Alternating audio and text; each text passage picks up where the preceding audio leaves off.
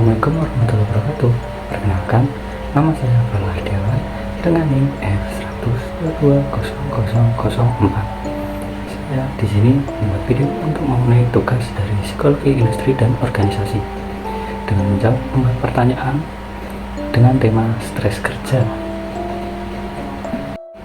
Dan kemudian berikut adalah 4 pertanyaannya. Pertama ada ini, yang kedua, yang ketiga, dan yang keempat. Sebelum kita mulai pada pertanyaan yang pertama, kita akan membahas sedikit apa sih itu stres kerja. Ya, stres kerja sendiri adalah respon fisik dan emosional yang muncul ketika tuntutan pekerjaan melebihi kemampuan dan sumber daya individu untuk mengatasinya. Untuk faktor-faktor penyebabnya ada beberapa hal. Yang pertama ada beban kerja yang berlebihan atau tugas yang terlalu banyak atau terlalu sulit. Kemudian kedua ada peran yang tidak jelas, yaitu ketidakjelasan mengenai tugas dan tanggung jawabnya tersebut. Kemudian ada konflik dan peran, tuntutan yang saling bertentangan dari berbagai peran kerja. Selanjutnya ada lingkungan kerja, kondisi fisik yang tidak nyaman seperti kebisingan atau kondisi kantor yang buruk. Kemudian ada kepemimpinan yang buruk, yaitu manajer ataupun pemimpin atau pimpinan yang tidak mendukung atau tidak berkompeten dalam memimpin pekerjaan tersebut. Kemudian ada kurangnya dukungan sosial, yaitu hubungan yang buruk dengan rekan kerja maupun atasannya. Kemudian untuk dampaknya sendiri, stres kerja dapat mempengaruhi individu dan organisasi dengan berbagai cara. Pertama ada kesehatan fisik dan mental, yaitu meningkatkan risiko penyakit jantung, tekanan darah tinggi, depresi hingga kecemasan. Dan kemudian dampak stres kerja yang kedua ada kinerja kerja, menurunkan produktivitas, kualitas kerja, dan hingga kreativitasnya. Dan yang ketiga ada absensi dan turnover, yaitu meningkatkan ketidakhadiran dan tingkat keluar masuk karyawan. Dan yang terakhir ada kepuasan kerja, yaitu menurunkan kepuasan kerja dan komitmen kepada organisasi. Oke, karena kita sudah sedikit membahasnya, mari kita masuk pada pertanyaan yang pertama. Pertanyaan yang pertama yaitu, apakah stres memiliki manfaat pada pekerja? Jelaskan. Menurut saya, stres sendiri memang bisa memiliki manfaat bagi pekerja jika dialami dalam tingkat yang masih bisa dikelola dengan baik, atau yang dikenal dengan sebutan eustress atau stres yang positif. Eustress sendiri dapat meningkatkan kinerja, produktivitas dengan memotivasi pekerja untuk fokus pada tugas dan dalam memenuhi tenggat waktunya. Tantangan stimulasi ini mendorong pengembangan keterampilan baru, meningkatkan kreativitas dalam memecahkan masalah, kemudian dan membantu pekerja menjadi lebih tangguh dalam menghadapi tekanan di masa depan. Jadi jika para pekerja ini tidak memiliki stres atau stresor yang cukup, maka pekerja ini mengalami demotivasi yang kurang sehingga dalam mengerjakan pekerjaan tersebut masuk lambat atau tidak akan, karena jika seorang pekerja tidak mempunyai stresor yang cukup, pekerja tersebut akan mengalami kekurangan motivasi dalam menyelesaikan tugasnya ataupun tanggung jawabnya. Maka dari itu, dengan stres yang cukup atau bisa dikelola dengan baik akan mendapatkan manfaat yang baik kepada pekerja tersebut. Namun penting juga untuk diingat bahwa manfaat stres sendiri hanya terjadi ketika stres dapat dikelola pada tingkatan yang baik. Apabila pekerja memiliki strategi yang efektif untuk mengelolanya, dia akan mendapatkan manfaat yang cukup, bahkan menjadi lebih kreatif dalam mengaturnya. Kemudian karena stres yang berlebihan malah akan berdampak pada hal yang negatif pada kesehatan maupun kinerja karyawan tersebut atau pekerja tersebut. Kemudian kita akan lanjut ke pertanyaan yang kedua, yaitu apa saja sumber stres yang mungkin ditemui oleh pekerja. Pekerja dapat menghadapi berbagai sumber stres di tempat kerja, termasuk yang pertama ada beban karyawan yang berlebihan, itu jumlah pekerjaan yang terlalu banyak atau tuntutan yang tidak realistis yang dapat menyebabkan stres karena pekerja merasa sulit untuk menyelesaikan tugas mereka pada waktu yang tepat. Kemudian yang kedua ada ketidakjelasan peran, yaitu ketidakjelasan mengenai tanggung jawab, pekerjaan atau harapan dari atasan yang bisa membuat pekerja merasa bingung ataupun cemas. Dan yang ketiga ada lingkungan kerja yang buruk, yakni kondisi fisik seperti kebisingan, suhu ekstrim atau tata letak yang tidak nyaman yang bisa menjadi sumber stres bagi pekerja. Yang selanjutnya ada hubungan antar kolega atau hubungan antar karyawan atau pekerja, yakni konflik dengan rekan kerja atau atasan, serta kurangnya dukungan sosial di tempat kerja yang dapat menyebabkan stres. Yang kelima, ada kurangnya kontrol, merasa tidak memiliki kendali atas bagaimana dan kapan pekerjaan dapat dilakukan, dapat mengurangi kepuasan kerja dan meningkatkan stres.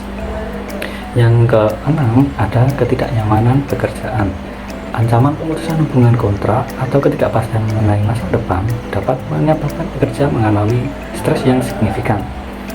Dan ada yang ketujuh, kurangnya pengakuan dan penghargaan, atau biasa disebut dengan tidak mendapat pengakuan atau penghargaan atas kerja keras dan kontribusi, bisa membuat pekerja merasa tidak dihargai.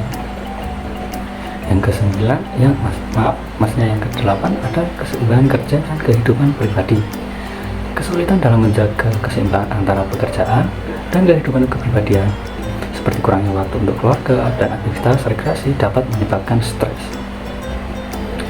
Dan yang terakhir, ada tekanan untuk selalu tersedia dan merespon email atau pesan di luar jam kerja yang dapat menyebabkan stres yang meningkat.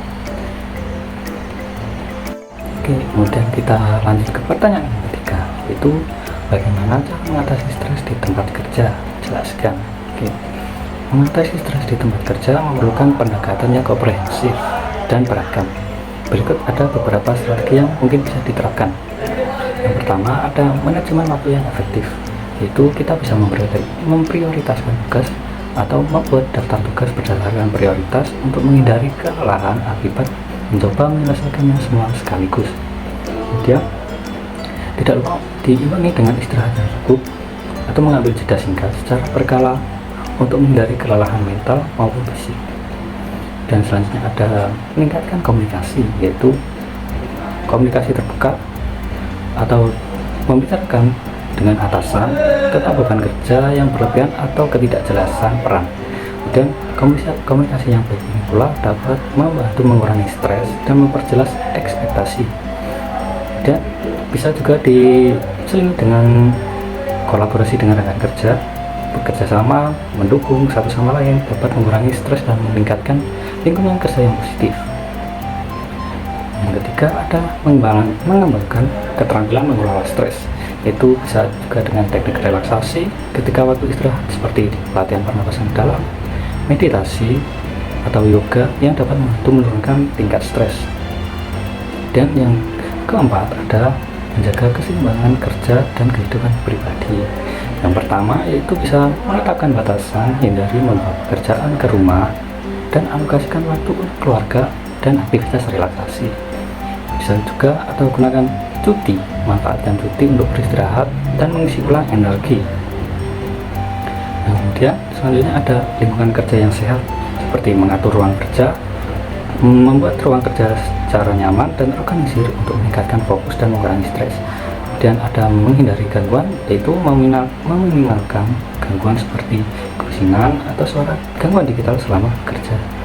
Yang terakhir ada dukungan sosial, yaitu mencari dukungan, seperti jangan ragu untuk mencari dukungan dari teman kerja, keluarga, ataupun konselor profesional.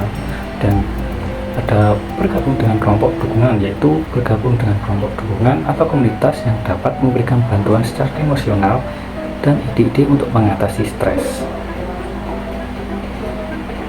Dengan menerapkan berbagai strategi tersebut, pekerja dapat mengelola stres dengan baik atau mungkin lebih efektif dan meningkatkan kesejahteraan serta produktivitas di tempat kerja tersebut. Kemudian memasuki pertanyaan terakhir atau yang keempat, yaitu sebagai mahasiswa, apa hal-hal yang sering membuat Anda stres dan bagaimana strategi coping Anda?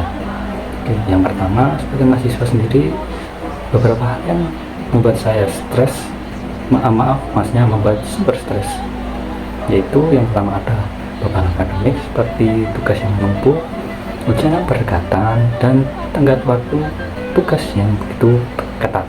Kemudian yang kedua ada kesulitan mengatur manajemen waktu, seperti mengatur antara waktu kuliah dengan kegiatan yang lain. Kemudian ada tekanan prestasi, yaitu tekanan untuk mendapat nilai yang tinggi dan memenuhi harapan dari diri sendiri maupun orang lain. Kemudian ada ketidakpastian masa depan seperti kekhawatiran tentang prospek pekerjaan dan karir setelah lulus.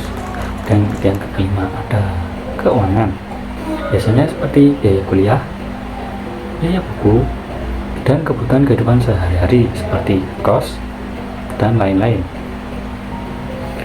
Yang terakhir yaitu ada masalah pribadi, yaitu hubungan dengan teman, keluarga, pasangan, serta masalah kesehatan mental.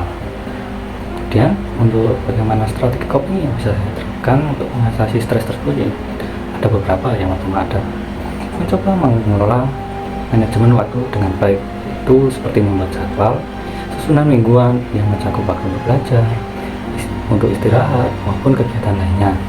Kemudian tidak lupa juga untuk memprioritaskan tugas, yaitu mengurutkan tugas yang berdasarkan prioritas dan kerjakan dengan waktu yang paling penting atau lebih dekat terlebih dahulu.